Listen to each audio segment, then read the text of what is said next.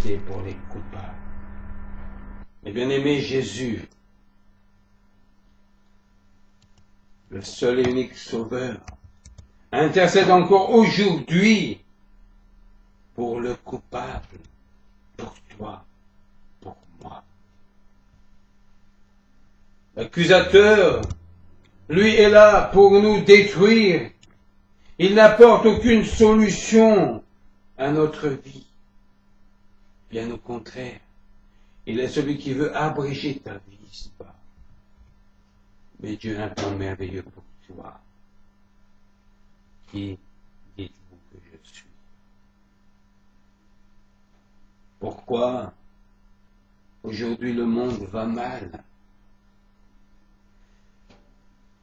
Pourquoi? Et vous comme moi, nous nous sommes plusieurs fois posé cette question. L'accusateur a rendu ce monde incrédule. En quoi croyez-vous? Et c'est pour cela que l'homme aujourd'hui s'est égaré de la vérité. Cette vérité que nous ne trouvons qu'en Jésus-Christ. Oh, je ne suis pas là pour vous parler de religion, mais pour vous parler de relation. Et le monde a oublié cette relation avec Jésus-Christ. Jamais Jésus-Christ dans sa parole a parlé de religion. Il a parlé d'une relation que tu dois avoir avec Dieu, avec son Père. Relation que tu dois avoir avec lui. Mais il est encore temps, il est encore temps de revenir à Dieu. Dieu a fixé un nouveau jour. La parole nous dit aujourd'hui. Tant que tu entendras ce mot aujourd'hui, c'est qu'il est encore temps. Aujourd'hui, si vous entendez sa voix, n'endurcissez pas votre cœur. Jésus nous appelle à venir à lui. Venez à moi, dira-t-il à ses disciples. Venez à moi, nous dit-il aujourd'hui, vous tous qui êtes fatigués et chargés, et je vous donnerai du repos. Je vous inviterai à lire les évangiles. Procurez-vous la Bible, cette nourriture dont chaque être humain doit avoir avec lui. Jésus est la manne venant du ciel. Venez à moi, vous tous qui êtes fatigués et chargés, je vous donnerai du repos. Est-ce possible? Est-ce possible aujourd'hui d'être à l'abri du tentateur, de l'ennemi, de l'accusateur? Oui, cela est possible. Et comment pouvons-nous être à l'abri du tentateur? En allant nous réfugier dans les bras de Jésus-Christ. Et je t'invite à faire cela. Allez te réfugier dans les bras de Jésus-Christ. Il est le seul. Il est le seul qui apporte la vraie solution à ta vie. Nul autre chemin. Il est le chemin, la vérité et la vie. Cette vie, ta vie, qui jusqu'à aujourd'hui est restée vide, sans réponse, sans but, ni sens. Quand quelqu'un en veut à ta vie, quand tu n'arrives pas à t'en sortir, va vers celui qui veut être ton refuge, ton bouclier, ta forteresse, ta force. Va vers celui qui est plus fort que celui qui veut te détruire. Va vers celui qui te donne la vie, non pas celui qui veut t'anéantir. Mais connais-tu Jésus? Qui dites-vous que je suis? Dira-t-il à ses disciples. Qui dites-vous que je suis? Nous dit-il aujourd'hui encore. Jésus le bon berger, celui qui prend soin de chacun d'entre nous. Je suis le bon berger. Le bon berger donne sa vie pour ses brebis. Nul n'a donné sa vie. Nul religieux. Jésus a donné sa vie pour toi et pour moi. Allons jusqu'à la croix pour nous. Et cette œuvre, mes bien-aimés, est pour chacun d'entre nous une œuvre salvatrice.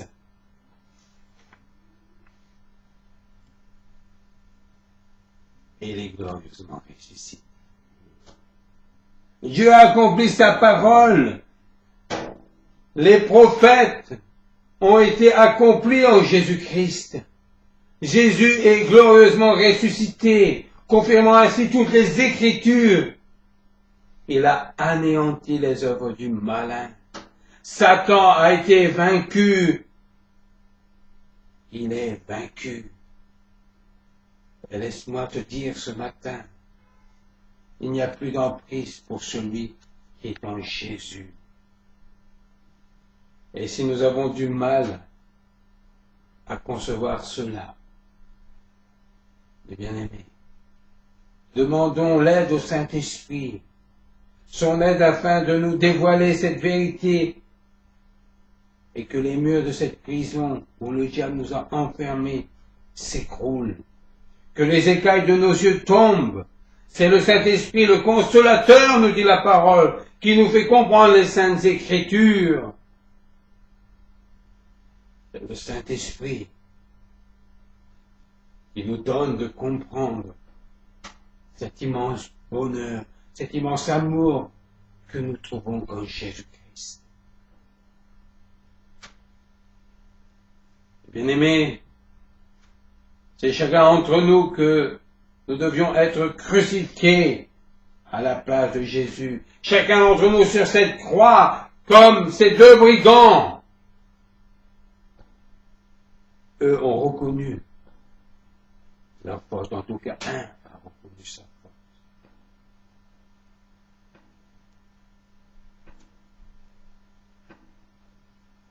La mort nous était réservée. Et quand je dis la mort, je dis la destruction, le néant total nous était réservé. Mais Jésus nous a offert la vie éternelle. Qui dites-vous que je suis? Lorsque nous laissons les directives de notre vie à Jésus, celui qui nous a sauvés d'une mort certaine et éternelle, tout change. Oh, je ne veux pas dire qu'il n'y aura plus d'épreuves. Non, loin de là mon idée. Mais nous réagirons autrement. Nos réactions seront différentes. Nous ne serons plus la même personne. Prenons des décisions sans réfléchir. Mais lorsque nous vivons en Jésus-Christ, nos décisions sont prises avec lui et en lui. Parce que Jésus, à partir de ce moment, nous l'acceptons dans notre vie, viendra vivre en nous. Paul dira, ce n'est plus moi qui vis, mais c'est Christ qui vit en moi. Qui dites-vous que je suis? Et aujourd'hui, tu prononces de ta bouche la même chose que Simon-Pierre, qui va dire cette vérité. Tu es le Christ, le Fils du Dieu vivant, le Sauveur. l'acceptant dans un cœur sincère, alors il agira dans ta vie. Il apportera ce que ton cœur désire, la bénédiction et non la malédiction. Il aura la réponse à tes meurtrissures, la réponse à ta souffrance, à ta maladie, la réponse à toutes tes questions, qu'elles soient d'ordre spirituel ou matériel. Jésus a la solution pour toi. Il dira dans l'évangile de Jean, demeurez en moi et moi en vous. Demeurez en moi et moi en vous.